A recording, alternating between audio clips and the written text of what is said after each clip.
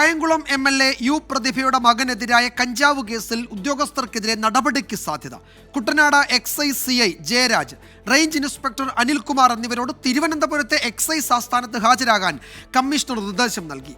മകനെതിരായ കഞ്ചാവ് കേസിൽ യു പ്രതിഭ മുഖ്യമന്ത്രിക്ക് നേരത്തെ പരാതി നൽകിയിരുന്നു.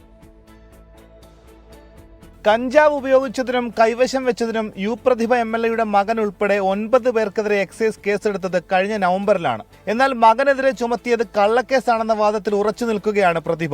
മകന്റെ കയ്യിൽ നിന്ന് കഞ്ചാവ് പിടികൂടിയിട്ടില്ലെന്നും മെഡിക്കൽ പരിശോധന നടത്തിയിട്ടില്ലെന്നും മുഖ്യമന്ത്രിക്ക് നൽകിയ പരാതിയിൽ യു പ്രതിഭ ആരോപിക്കുന്നു.